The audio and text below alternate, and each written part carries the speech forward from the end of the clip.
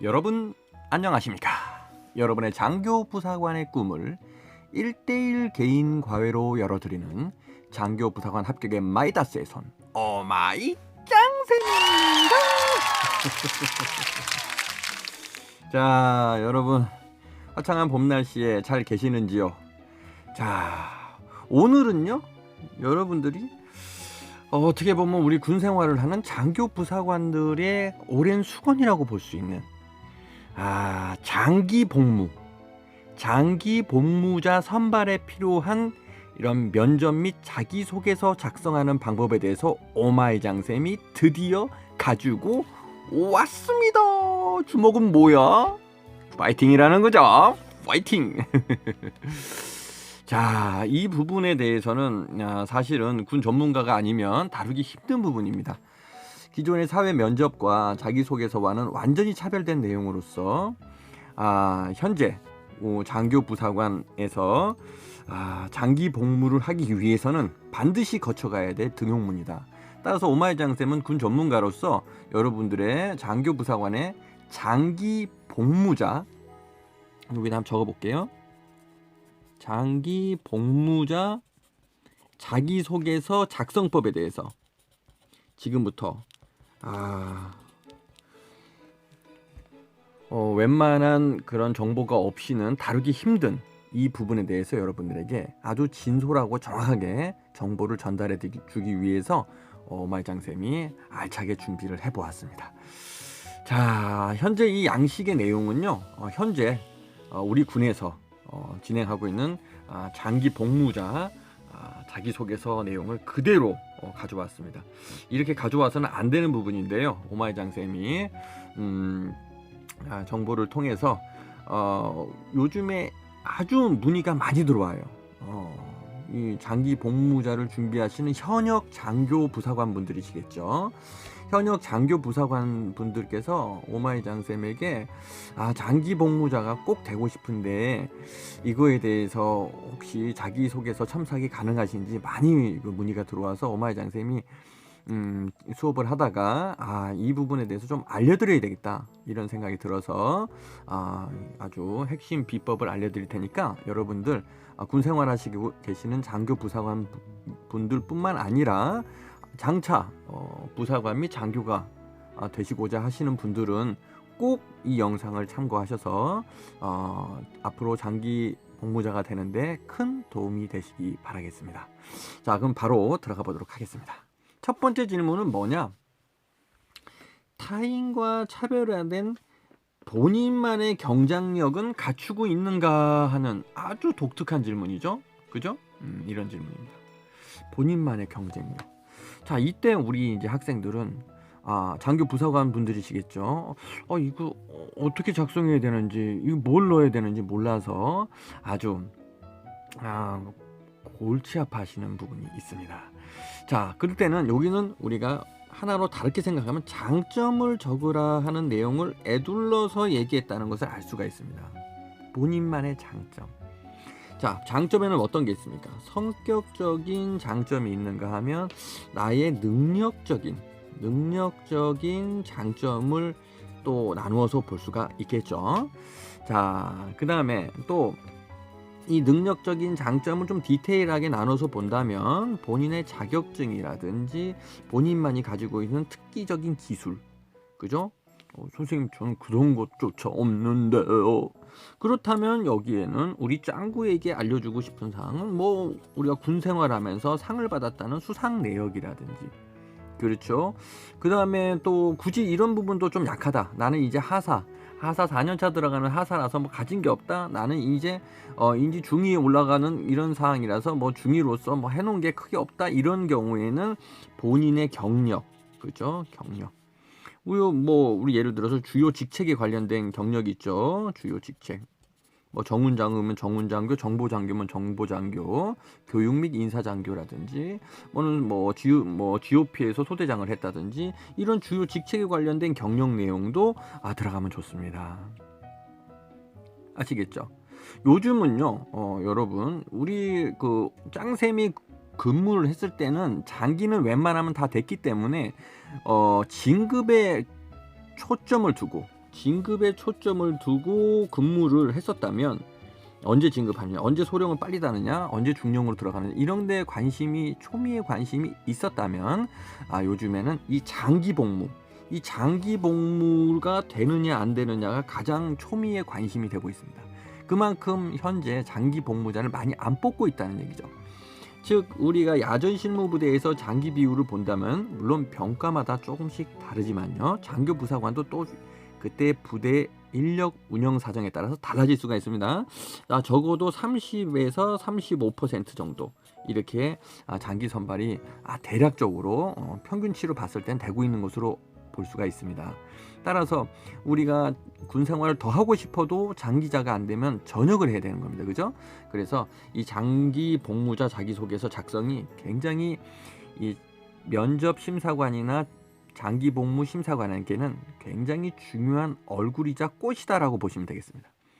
그래서 여러분이 면접 심사 들어가기 전에, 장기 복무자 면접 심사 들어가기 전에 바로 자기소개서를 심사관들이 먼저 보고 그 사람에 대한 이미지, 그 사람이 어떤 면접을 하겠다고, 어떤 사람이라고 하는 이미지를 머릿속에 띄워줄 수 있는 매우 중요한 서류라고 여러분이 생각하시면 되겠습니다. 따라서 첫 번째, 타인과 차별화되는 본인만의 경쟁력은 이런 식으로 내용의 항목을 넣으시면 좋겠다는 생각이 드네요. 자, 물론 오마이장쌤 제자들한테도 물론 이 안의 내용을 선생님이 다 예시를 듣고 적어드릴 수는 없어요. 왜냐하면 이런 자기소개서 수업을 제가 지금 하고 있기 때문에 여러분들이 선생님 저는 현역 하사고 현역 중이고 장기 복무를 꼭 해야 되겠다 하시는 분들은 오마이장쌤에게 개별적으로 연락을 주세요.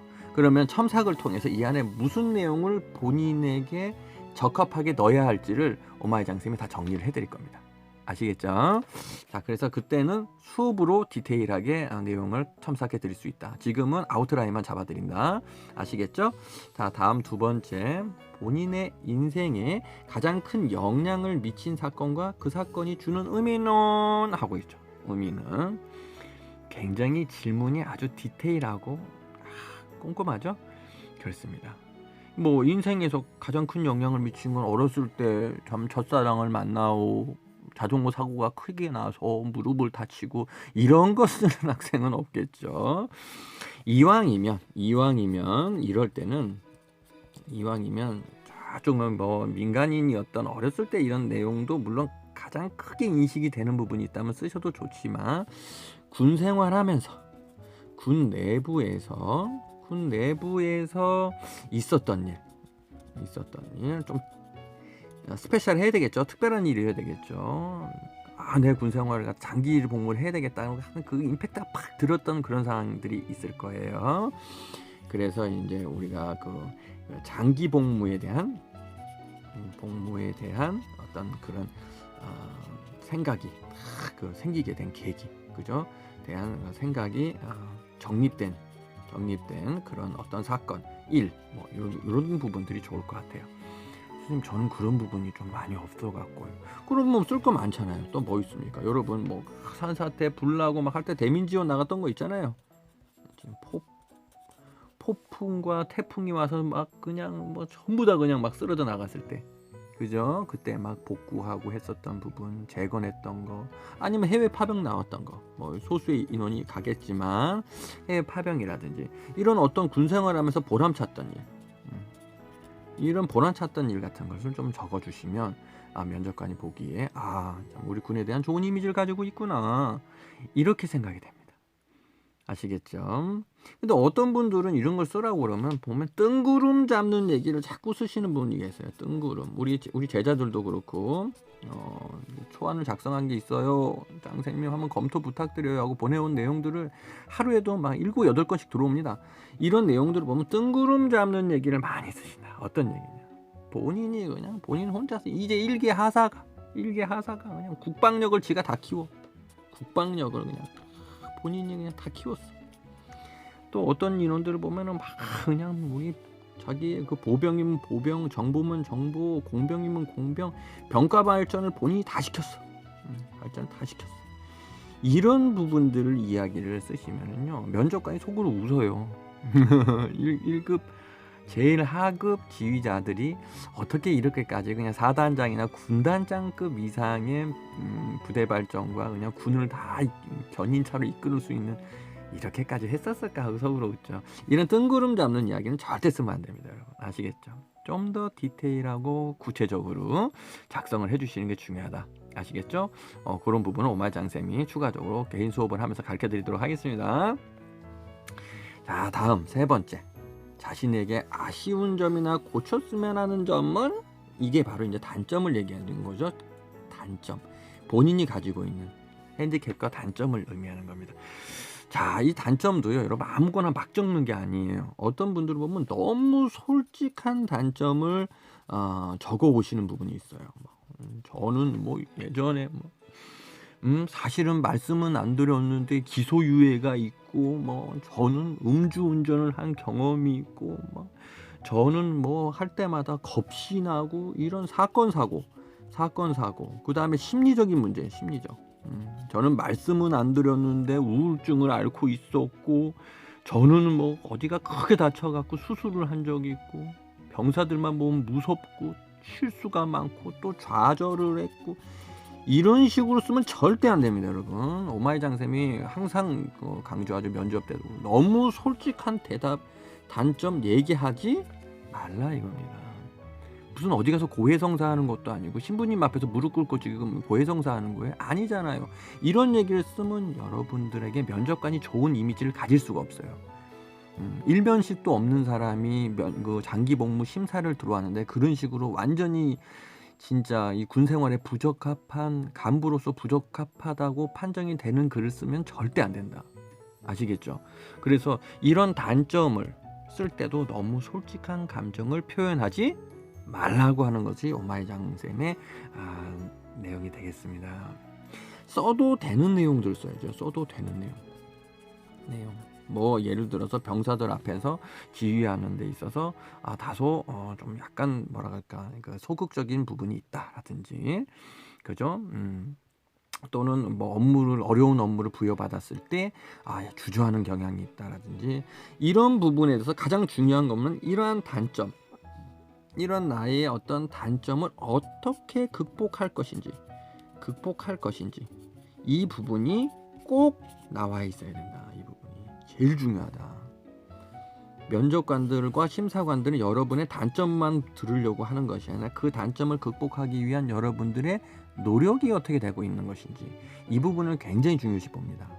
따라서 여러분들이 단점만 달랑 적어놓고 200자니까 오늘 글자체도 많이 못 쓰고 나는 단점만 적고 끝나야지 하면은 그냥 여러분 단점만 갖고 있는 사람이 되는 거예요.